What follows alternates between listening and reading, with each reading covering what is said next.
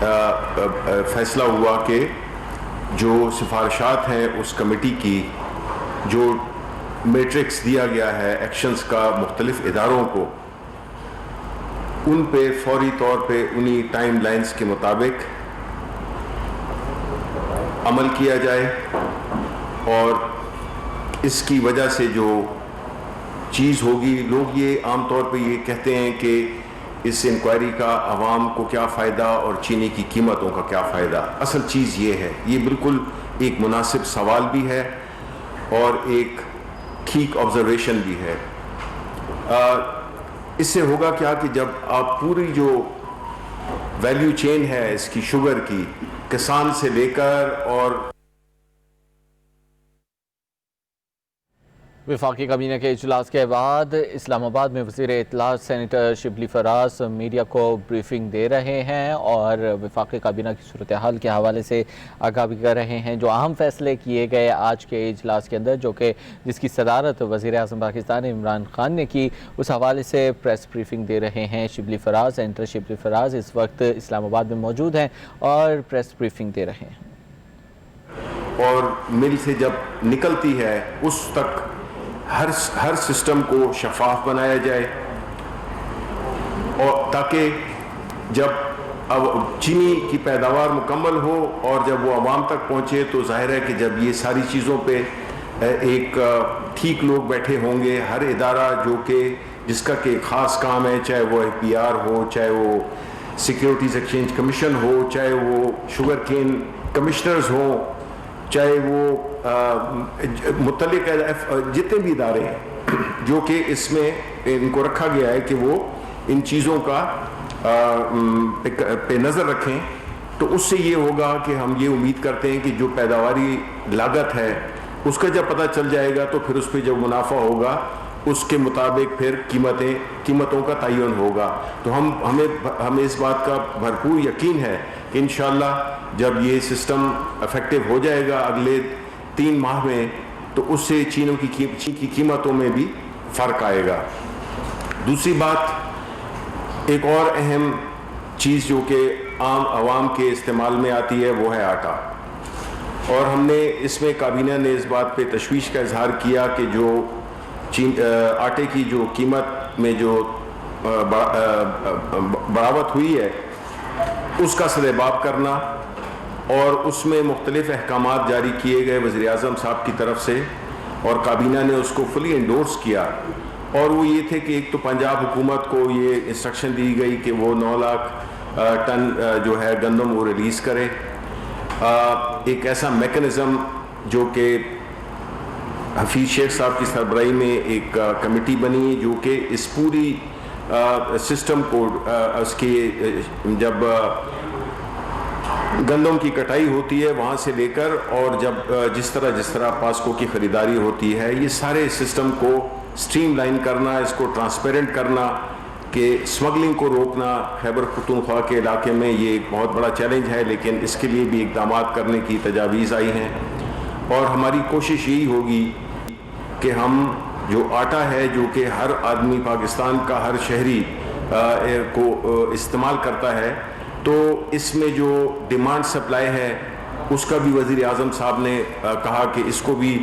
بڑے سائنٹیفک بنیادوں پہ اس کا تعین کیا جائے کہ ہماری ضرورت کیا ہے، ہماری پیداوار کتنی ہے،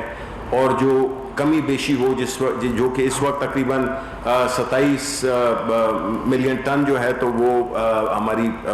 ریکوائرمنٹ ہے، اور 25 کے قریب اس وقت تک ہمارے سٹوریج میں ہے۔ جو باقی جو فرق ہے اس کے لیے یہ بھی اس چیز کو بھی سجیسٹ کیا گیا کہ یہ امپورٹرز کو الاؤ کیا جائے بغیر کسی لمٹ کے کہ وہ امپورٹ کر سکیں گندم کو، تاکہ شارٹیج کا یا قیمتوں کی بڑھاوٹ کا سوال پیدا نہ ہو۔ یہ دوسری ایک اہم چیز تھی۔ اس کے بعد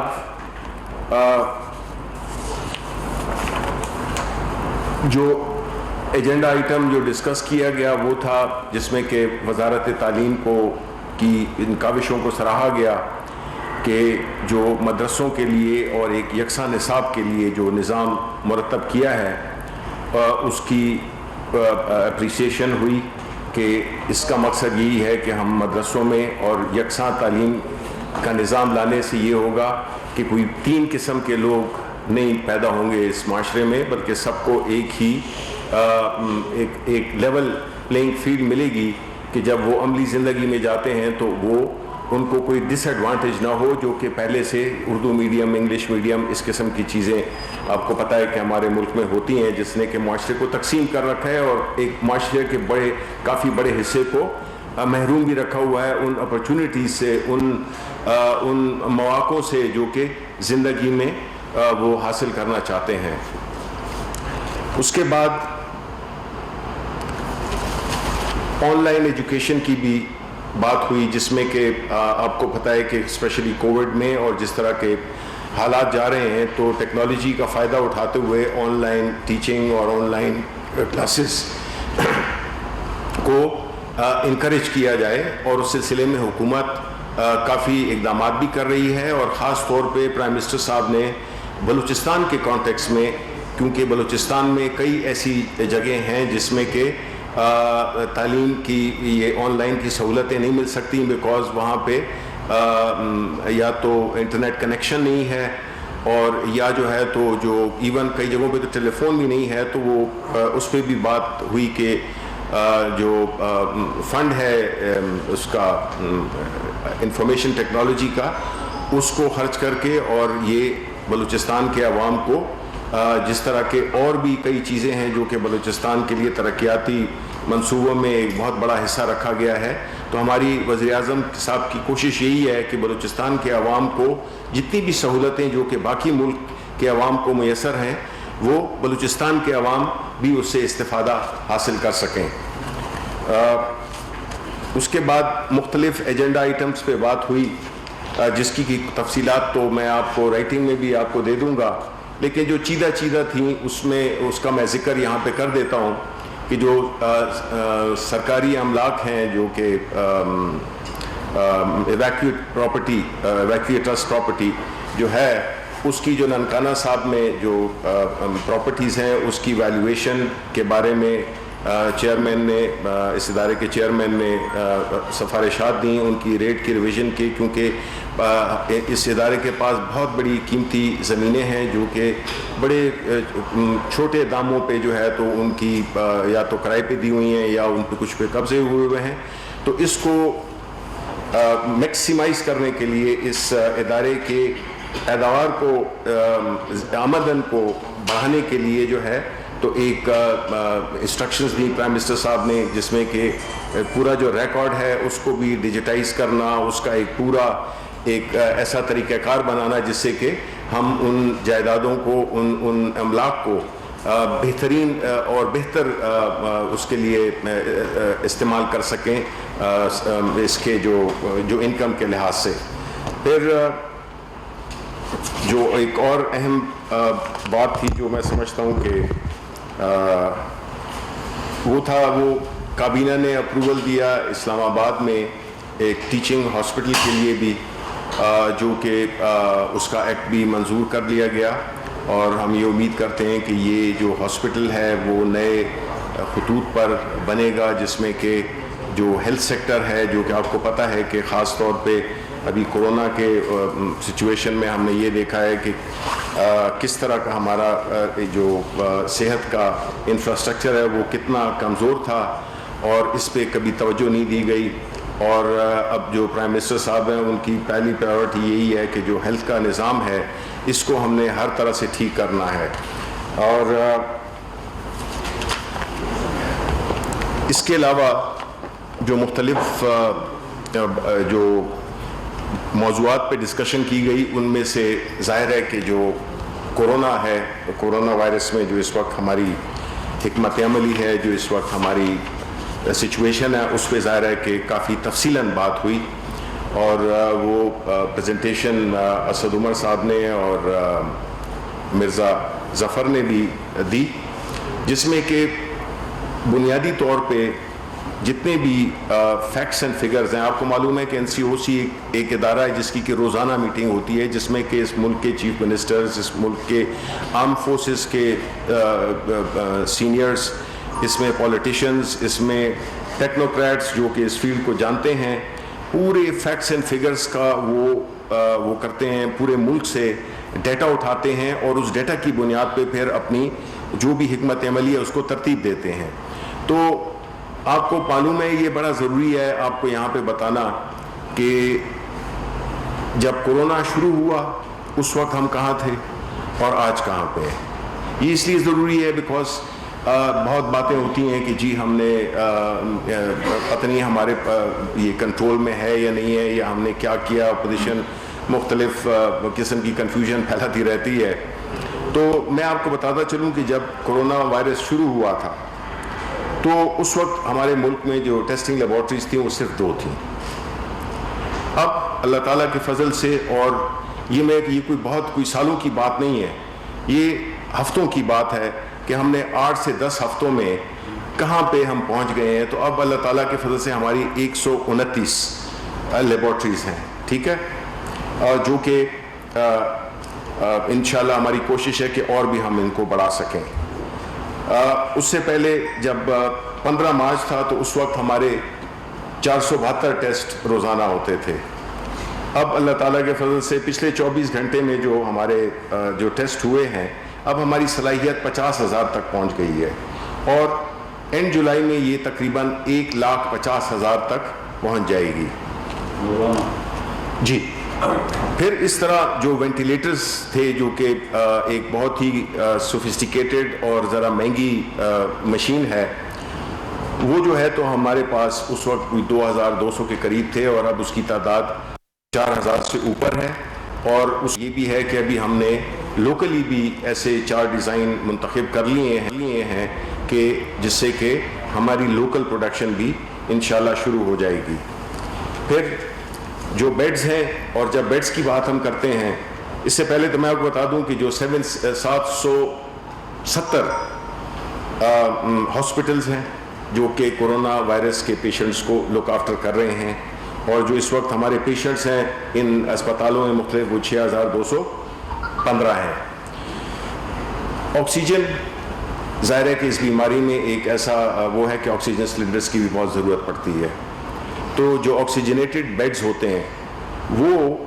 تقریباً 8,886 ہیں ہمارے پاس اس وقت اویلیبل، جس میں سے 2,671 اس وقت آکیوپائڈ ہیں. 2,150 بیڈز جو ہے تو انشاءاللہ اگلے مہینے میں وہ بھی تیار ہو جائیں گے. لیکن یہاں میں یہ کہتا چلوں کہ جو آکسیجن کا جہاں تک تعلق ہے یہ ایک ایسی بڑی اس وقت اس کی ڈیمانڈ بھی ہے اور ضرورت بھی ہے. لیکن جو آکسیجن ہے وہ ظاہر ہے کہ ہمارے ملک میں بھی پروڈیوس ہوتی ہے. کئی فیکٹریز جو کہ نہیں کر رہی تھیں ان کو بھی ہماری منسٹری آف انڈسٹریز نے، عماد اظہر نے کافی محنت کی ہے اور ان کو بھی پروڈکشن پہ ڈال دیا ہے. اور ساتھ ہی ساتھ میں جو ہماری ریکوائرمنٹ ہے اس کے مطابق وہ کہ ہم پورا نہیں کر سکیں گے، لیکن جو ضرورت جو ہمارے تخمینے ہیں اور جو ہمارے پاس اویلیبل ہے اس میں ایک چھوٹا سا گیپ ہے جو کہ انشاءاللہ ایک تو ہماری لوکل پروڈکشنز ہی پورے ہو جائیں گے. اگر نہیں ہوئے تو ہم نے اسٹینڈ بائی کے طور پہ امپورٹ کرنے کے لیے بھی وہ چائنا، مڈل ایسٹ ادھر سے امپورٹ کرنے کے لیے بھی ہم نے انتظامات مکمل کر لیے ہیں. اب اس ساری باتوں کا بتانے کا مقصد یہ تھا کہ حکومت پہلے دن سے بڑی واضح ہے کہ اس نے کیا کرنا ہے، میڈیکل سائٹ پہ کیا کرنا ہے، یعنی کہ ایکوپمنٹ کے لحاظ سے کیا کرنا ہے، اسپتالوں کے لحاظ سے کیا کرنا ہے، اور ایک جنرل جو ایک ورکنگ انوائرمنٹ ہے اس کو کس طرح سے مینیج کرنا ہے. تو جو حکومت کا، جو پرائم منسٹر صاحب کا جو پہلے دن سے ان کا جو ایک سوچ تھی وہ یہی تھی کہ کس طرح سے ہم اس ملک کی اکانومی کو بھی چلا سکتے ہیں اور کس طرح سے ہم یہاں کی لوگوں کی جانوں کا بھی تحفظ کر سکتے ہیں. اس سے اس ترتیب کو ذہن میں رکھتے ہوئے جب ہم دوسرے ملکوں کو دیکھتے ہیں، ایک مثال ہم دیتے ہیں لیٹس سے کہ برازیل ہے. اب برازیل نے بالکل کھلا چھوڑ دیا. دوسری طرح دوسرا ایکسٹریم کیا تھا انڈیا نے بھی اسٹرکٹ لاک ڈاؤن کر دیا. ایک طرف بالکل آزاد اور ایک طرف اسٹرکٹ لاک ڈاؤن. لیکن ہم نے یہ دیکھا کہ دونوں کو نقصان ہوا. انڈیا کو بھی بہت زیادہ نقصان ہوا. آپ ان کی اگر اکانومی کو دیکھیں، آپ ان کی ہلاکتوں کی تعداد دیکھیں، آپ ان کے جو پیشنٹس دیکھیں، ان کے ہاسپٹلس کو دیکھیں، تو اس سے اللہ تعالیٰ کا فضل ہے کہ ہم کافی بہتر ہے، اس لیے کہ ہم نے وہ درمیانی اسٹریٹجی اپنائی جس میں کہ نہ ہم بہت ایک طرف گئے نہ دوسری طرف گئے. اس میں یہ ایک بڑی ہم پاکستانیوں کا عام طور پہ یہ ایک طریقہ ہے کہ ہم اپنی کامیابیوں کو اسی طرح سیلیبریٹ نہیں کرتے ہیں، ہم